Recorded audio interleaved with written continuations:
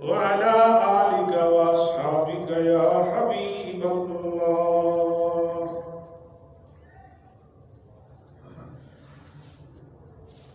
حمد و ثنا کے بعد نہایت واجب الاحترام بزرگوں، دوستوں، نوجوان ساتھیوں،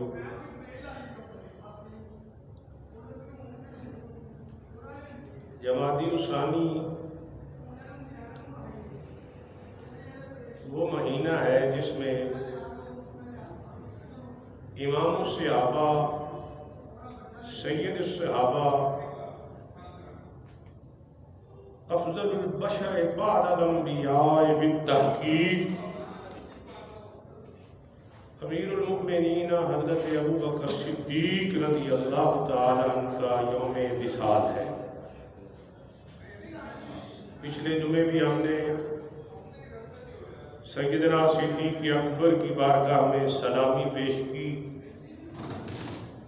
آپ کی عظمتوں و شانوں سے ہم سب فیض یاب ہوئے۔ انشاءاللہ آج کی نشست میں، آج کے بیان میں، آج کے خطبے میں ہم آپ کی بارگاہ میں خراج عقیدت کے چند جملے اس نیت سے پیش کریں گے کہ صدیق اکبر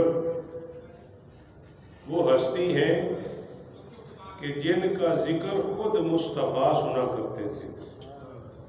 حضرت حسان بن ثابت رضی اللہ تعالیٰ شاعر دربار مصطفی ہیں۔ حضور نے فرمایا حسان میرے لیے تو لکھتا ہے، میرے ابو بکر کے لیے بھی کچھ لکھا ہے۔ عرض کی ہاں یا رسول اللہ، تو فرمایا سنا میں سنتا ہوں۔ سبحان اللہ۔ تو ابو بکر پاک کی وہ شان ہے کہ جسے مدینے کا تاجدار بھی سنتا ہے۔ میں نے قرآن پاک کا ایک ٹکڑا والذی جاء بالصدق وصدق بہ موضوع اور عنوان کے طور پہ آپ کے سامنے پڑھا۔ سادہ ترجمہ یہ ہے کہ وہ ذات جو حق لے کے آئی اور جس نے حق کی تصدیق کی، حق لانے والا سونا پاک نبی اور تصدیق کرنے والے سیدنا صدیق اکبر۔ اپنوں نے بھی یہی کہا، بیگانوں نے بھی یہی کہا، ابو بکر صدیق کے دوستوں نے بھی یہی کہا ہے، ان کے دشمنوں کو بھی یہی لکھنا پڑا ہے کہ جو سچ لے کے آیا وہ سونا پاک رسول ہے، اور جس نے اس ذات کی تصدیق کی وہ سچا ابو بکر صدیق ہے۔ ہم اہل سنت کا عقیدہ یہ ہے کہ ہمارے آقا صلی اللہ علیہ وسلم کی ہر نسبت بے مثال ہے۔ وہ نسبت اگر آل میں آ جائے تو آل بے مثال، صحابہ میں آ جائے تو صحابہ بے مثال، اور جس ہستی کا ہم ذکر کر رہے ہیں، ابھی میں نے قرآن کے حوالے سے آپ کو بتایا کہ سب سے پہلے انہیں سچا رب کائنات نے ڈکلیئر کیا، رب کی گارنٹی ہے وصدق بہ، تو سب سے پہلے رب کائنات نے انہیں صدیق کہا۔ اس کے بعد بخاری شریف کی حدیث ہے، سونے پاک نبی صلی اللہ علیہ وسلم احد پہاڑ پہ کھڑے، پہاڑ ہلنے لگا، وجد آ گیا اسے، حضور نے فرمایا اثبت احد فما علیک الا نبی و صدیق، اے پہاڑ رک، تو نہیں جانتا تیرے اوپر ایک اللہ کا نبی ہے اور ایک صدیق ہے اور 2 شہید ہیں۔ تو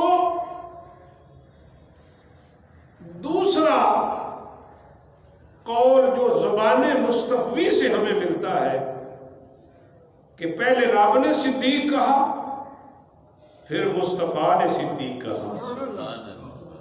احد پہاڑ کے اوپر کھڑے ہو کر گارنٹی حضور نے فرمایا اثبت یا احد فما علیک الا نبی و صدیق۔ تو دوسرا صدیق سونے پاک نبی کی زبان سے، تیسرا صدیق کس نے کہا؟ سرکار معراج پہ جب تشریف لے گئے تو سیدنا جبریل امین کو سرکار نے فرمایا جبریل یہ اتنا محیر العقول واقعہ راتوں رات تھوڑے سے حصے میں بیان کروں گا تو مانے گا کون؟ تو جبریل نے عرض کی یا رسول اللہ یا حبیب اللہ آقا قال لی جبریل یصدق ابو بکر وہو صدیق۔ قال لی جبریل، جبریل نے کہا یصدق ابو بکر، آقا ابو بکر تصدیق کرے گا، وہو صدیق، وہ سچا ہے، وہ صدیق ہے۔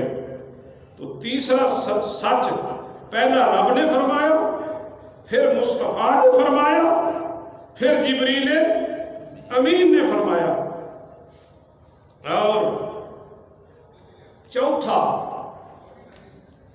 مولا علی شیر خدا فاتح خیبر علی کرم اللہ وجہہ، جب اس آیت کریمہ جو میں نے عنوان کے طور پہ پڑھی اس کی تشریح پوچھی گئی تو حضرت علی شیر خدا نے بھی یہی کہا کہ اس سے مراد ابو بکر ہے اور وہ سچا ہے۔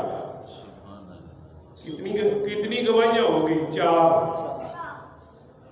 رب کی گواہی، مصطفیٰ کی گواہی، مرتضیٰ کی گواہی اور جبریل کی گواہی۔ سبحان اللہ۔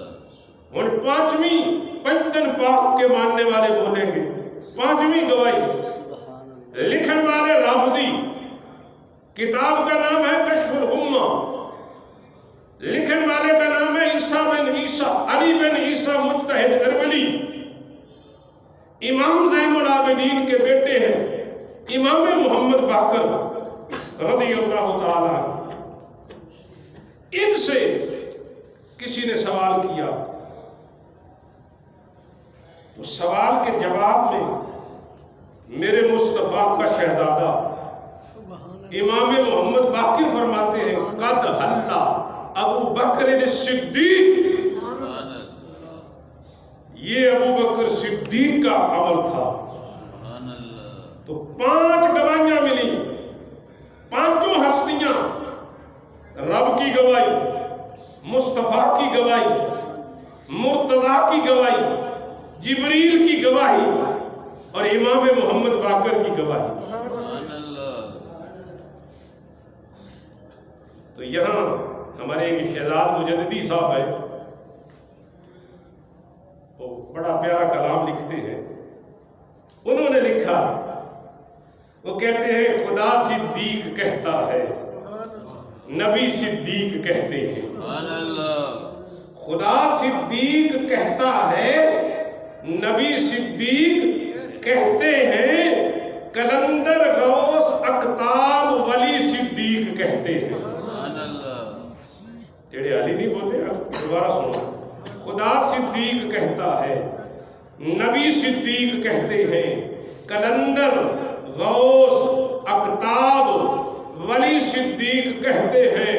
قسم کھا کر شہزاد ذات باری کی سرے منبر، قسم کھا کر شہزاد ذات باری کی سرے منبر میرے صدیق اکبر کو علی صدیق کہتے ہیں۔ میرے صدیق اکبر کو علی صدیق کہتے ہیں۔ تو اتنی ہستیاں جنہیں صدیق کہے،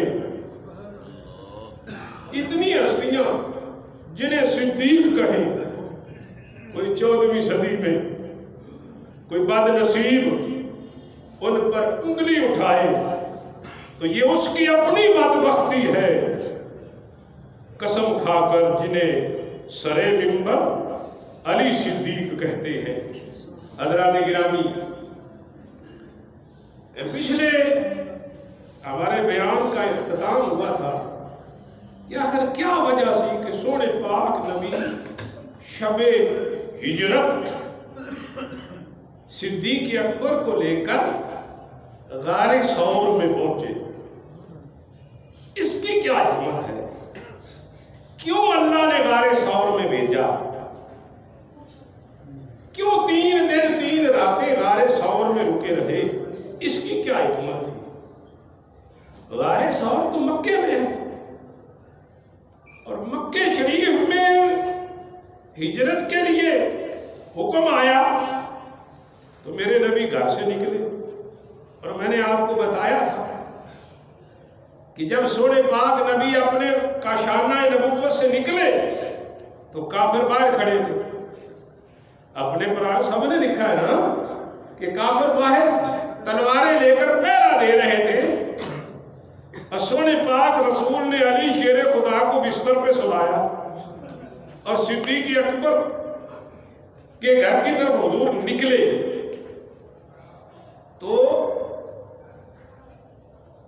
یہاں لائنیں لگی ہوئی تھی کافروں کی، لیکن میرے نبی صلی اللہ علیہ وسلم کو کافروں نے جاتا ہوا نہیں دیکھا۔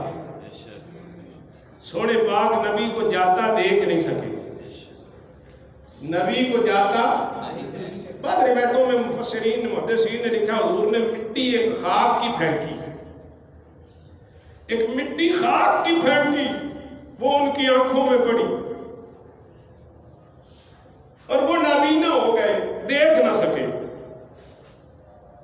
یہاں بہت پیاری پیاری حکمتیں ہیں۔ ایک حکمت یہ ہے کہ جیسے کوئی آنکھ میں چیز پھینکو نا تو بندہ تڑپتا ہے، آنکھ میں کوئی چیز پڑ جائے بے قرار ہوتا ہے، لیکن انہیں سکون کیسے مل گیا؟ محدثین کہتے ہیں رحمت للعالمین کے ہاتھ جو لگ گئے تھے، تو مٹی اس خاک کو حضور کے ہاتھ لگے تھے، ان کی آنکھوں میں پڑی۔ اور دوسری یہ تھی کہ وہ سب دیکھ نہ سکے۔ تو یہاں ایک جملہ ہے، میری خطابت کا جملہ ہے، کافر نبی کو جاتا دیکھ نہ سکے۔ اور حفیظ جلندری رحمت اللہ علیہ نے کیا خوبصورت شعر لکھا، وہ لکھتے ہیں وہ دراتا ہوا وحدت کا دم بھرتا ہوا نکلا، تلاوت سورہ یاسین کی کرتا ہوا نکلا۔ محدثین نے یہ بھی لکھا حضور نے سورہ یاسین پڑھنا شروع کر دی تھی۔ تو 3 قول میں نے سنا ہے۔ تو حضور کو کافر دیکھ نہیں سکے، سب متفق ہے نا؟ میرے نبی گھر سے نکلے، وہ تلواریں لے کے پہرا دے رہے تھے، دیکھ تو 14 صدیاں پہلے کافر سونے پاک نبی کو جاتا دیکھ نہیں سکے۔ آج کا کافر میلاد میں آتا دیکھ نہیں سکتا، وہ جاتا نہیں دیکھ سکے، یہ آتا نہیں دیکھ۔ اعلیٰ حضرت سے کسی نے پوچھا حضور آپ فرمائے، تو آپ فرماتے دیکھیں کیسے؟ اس لیے کہ آنکھ والا تیرے جوبن کا تماشا دیکھے۔ آنکھ ہو تو دیکھے نا، آنکھ والا تیرے جوبن کا تماشا دیکھے، دیدہ کور کو کیا نظر آئے، کیا دیکھے؟ جس کی آنکھیں نہیں اسے کیسے نظر آئے؟ تو حضرات گرامی، میں نے سوال چھوڑا کہ حضور جب کافروں کو نظر نہیں آئے تو پھر غار میں چھپنے کی ضرورت کیا تھی؟ غار میں بیٹھنے کی ضرورت کیا تھی؟ مجبوری کیا تھی؟ بھئی جو رب تلواروں کے سائے سے نکال سکتا ہے وہ حفاظت سے مدینے بھی بولو بولو خوب بولو، وہ مدینے بھی حفاظت سے. اور اسی سفر ہجرت میں ایک اور واقعہ ہوا ہے، وہ بھی بخاری میں لکھا ہے، اور وہ واقعہ تیرے بچوں کو بھی یاد ہے. سراقہ یہ میرے پاک رسول کے پیچھے بھاگا تھا سواری پہ بیٹھ کر، گھوڑے پہ بیٹھا سراقہ، اور حضور نبی کریم صلی اللہ علیہ وسلم جا رہے ہیں اور یہ پیچھے سے پاک رسول کی قریب پہنچ گیا. بخاری شریف پڑھ رہا ہوں، بخاری جلد 3. جب سراقہ آقا کے قریب 100 اونٹوں کا انعام، 100 اونٹوں کے انعام کے لالچ میں مکے کے کافروں نے 100 اونٹ انعام رکھے تھے کہ جو مصطفیٰ کو پکڑ کے لائے، تو سراقہ حضور کے پاس پہنچ گیا اور آقا کے قریب جب ہوا تو بولا کہ میں آپ کو پکڑنے آیا ہوں، میں واقعہ مختصر کر، تیری دین یاد کی کتابوں میں بھی لکھا ہے، میں پکڑنے آیا ہوں. تو سونے پاک نبی نے توجہ فرمائی، حضور نے توجہ کی تو اس کا گھوڑا پتھرولی زمین میں دھس گیا. بخاری پڑھ رہا ہوں، بخاری شریف، حضور نے توجہ کی تو اس کا گھوڑا زمین میں غرق ہو گیا، زمین میں دھس گیا. مختصر کرتا ہوں، واقعہ یہ ہے، میں نے اشارہ کرنا ہے، اس نے توبہ کر لی، اس نے توبہ کر لی، کہنے لگا یا رسول اللہ مجھے بھی کلمہ پڑھائیے. سراقہ نے کلمہ پڑھا، میرے پاک نبی نے پھر توجہ کی، زمین نے گھوڑے کو چھوڑ دیا. اور تو نہ بولے تیری مرضی، لوگ کہتے نبی کر کچھ نہیں سکتا. ارے میرا آقا توجہ کرے زمین پکڑ لیتی ہے، توجہ کرے زمین چھوڑ دیتی ہے، اور جس کا حکم زمین مان رہی ہے. بخاری پڑھ رہا ہوں، بخاری شریف، میرے آقا صلی اللہ علیہ وسلم ایک توجہ کی زمین میں دھس گیا، دوسری توجہ کی گھوڑا زمین نے نکال دیا. جب اختیار کا عالم یہ ہے، جب اختیار کا عالم یہ ہے تو پھر کیا حاجت تھی غار میں جانے کی؟ بھئی سراقہ جب پیچھے آ گیا وہ پکڑا جا سکتا، اور بھی کوئی آ جاتا وہ بھی پکڑا جا سکتا، تو پھر غار میں کیوں بھیجا؟ یہاں آپ کی توجہ ہو تو میں وہ تفسیر سنانے لگا ہوں جو عاشقوں کی تفسیر ہے. جڑے جڑے عاشق نے اونچی بولو سبحان اللہ. کیونکہ ہر چیز جو ہے نا، وہ اعلیٰ حضرت فرماتے ہیں کہ علم کاغذ کی سند کا نام نہیں ہے، علم ایک سند کے ٹکڑے کا نام نہیں ہے. تو سنیے، عاشق کہتے ہیں کہ یہ جو غار سور میں، اچھا سور کیوں کہتے ہیں؟ اس غار کا نام سور کیوں ہے؟ سور کہتے ہیں بیل کو. کسے کہتے ہیں؟ ٹگا، ہم تو سارے حاجی ہیں. بیل تو عربی میں اس کو سور کہتے ہیں. اگر غار سور کے نیچے سڑک پہ کھڑے ہو کے دیکھو نا اوپر، تو غار یوں لگتی ہے جیسے یہ بیل کا کلا ہوتا ہے. تو اس وجہ سے تو دور سے نا بیل کی طرح لگتی ہے، اس وجہ سے اس کا نام پڑ گیا غار. اللہ سب کو دیدار کرے، سب کو دیدار کرے. کئی بار حاضری ہوئی ہے، کئی بار اندر سعادت ملی ہے. اور مولانا جامی رحمت اللہ علیہ آپ فرماتے جب میں غار سور میں گیا نا، اور میں نے چند ٹکڑے وہاں پتھر کے لیے اپنے رومال میں باندھے. آپ فرماتے جب میں غار سور میں گیا مجھے بڑا مزہ آیا، مجھے یوں لگا جیسے ابھی ابھی سرکار یہاں سے نکل کے جا رہے ہیں. یہ عاشقوں کی علامتیں ہیں نا، عاشق جانتے ہیں. اور یہاں مجھے ایک شعر یاد آ گیا، فرمایا سبھی دیوار و در کو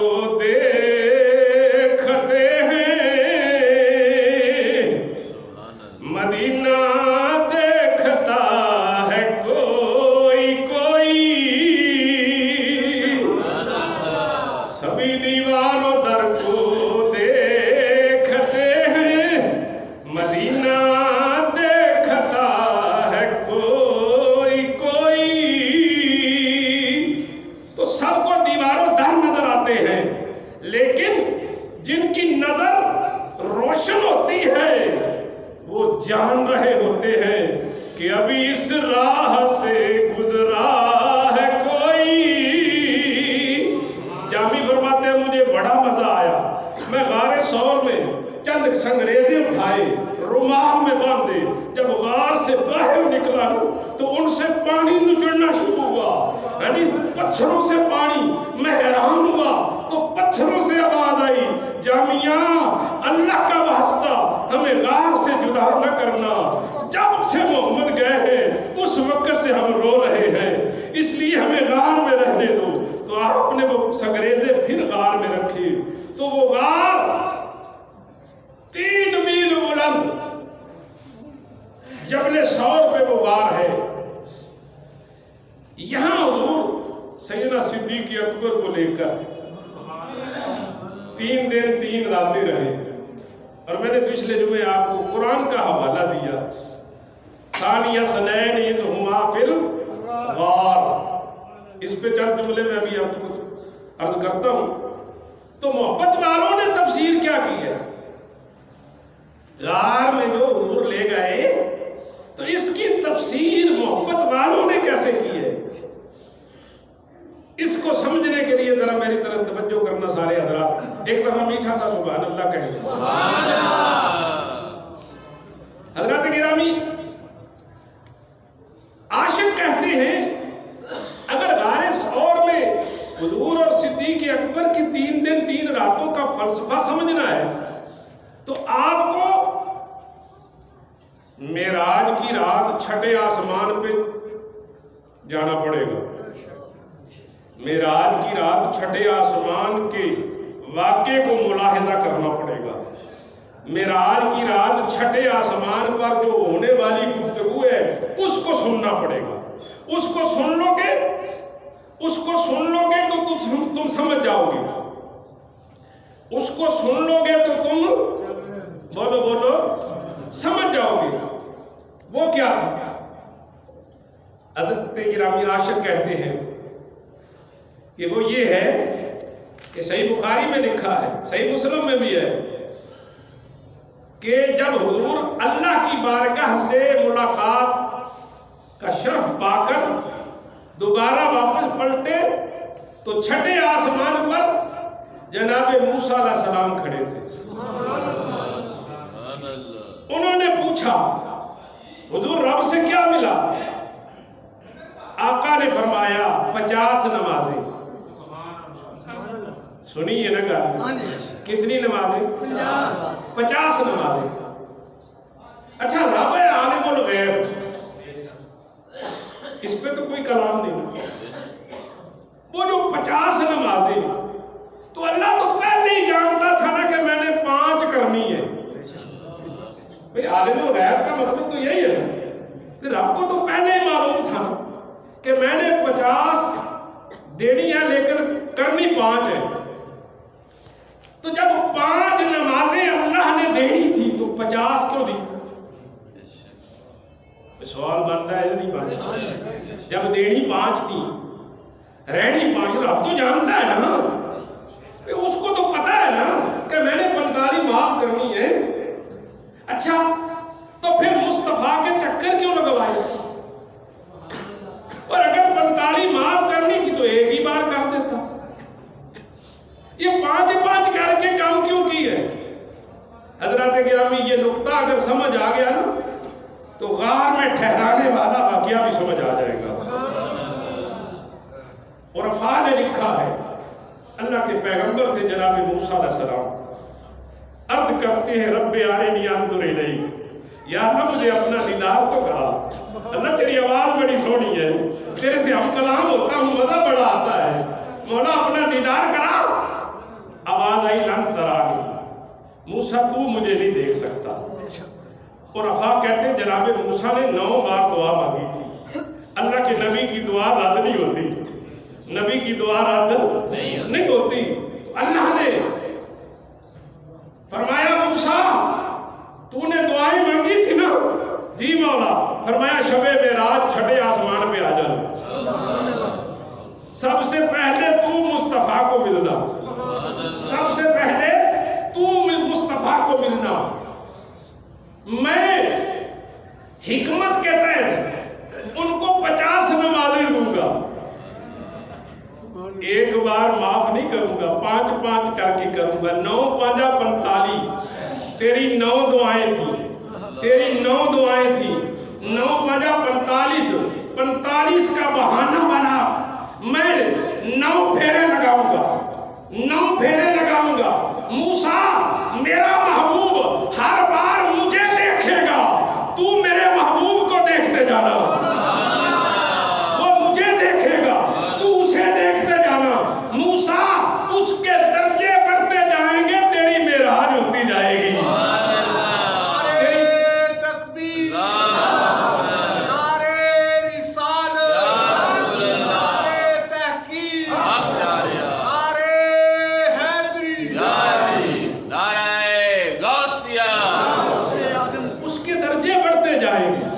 تیری معراج اسی تدبیر کے تحت، اسی حکمت کے تحت، اسی راز کے طرح اللہ نے فرمایا حبیب میں جب کافروں کی ننگی تلواروں کے سامنے سے تجھے نکال سکتا ہوں تو مجھے حاجت نہیں ہے غار میں ٹھہرانے کی، لیکن حبیب تو ابو بکر صدیق کو غار میں لے جا اور اس کے ظاہر و باطن پر اپنی خصوصی توجہ ڈال.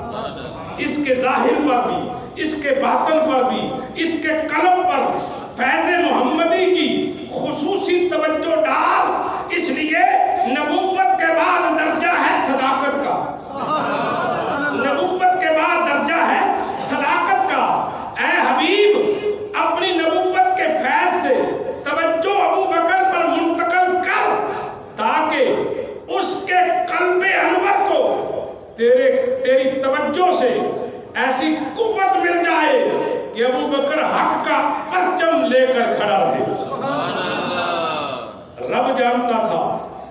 ابو بکر پر توجہ فرمائی غار ثور میں تو فرمایا گویا غار ثور کے اندر 3 دن 3 راتیں ٹھہرانے کا جو فلسفہ ہے وہ یہ ہے کہ حضور اپنے ظاہر و باطن کی توجہ سیدنا صدیق اکبر کے قلب پر ڈالے. صدیق اکبر کے. اور یہاں ایک اور جملہ سن لیجئے، تیری معراج کہ تو لوح و قلم تک پہنچا اور میری معراج کہ میں تیرے قدم تک پہنچا. یہ ابو بکر صدیق کی معراج تھی. اور یہاں میں بخاری شریف پڑھنے لگا ہوں، فضائل صحابہ اٹھا بخاری شریف. ابو بکر صدیق جب غار سے نکلے تو کوئی پہچان نہیں سکتا تھا کہ مصطفیٰ کون ہے، صدیق کون ہے. بخاری شریف میں آتا ہے، بخاری شریف میں آتا ہے کہ فنا فی الرسول ہو گئے. غار میں صدیق اکبر 3 دن 3 راتاں اذ ہما فی الغار، غار میں مصطفیٰ کی توجہ سے فنا فی الرسول ہو گئے. اور ہمیں کیا پتا بھی فنا فی اللہ کیا ہوتا ہے، کیا پتا ہے فنا فی الرسول کیا ہوتا ہے. اگر یقین نہ ہے تو دلی چلے جاؤ،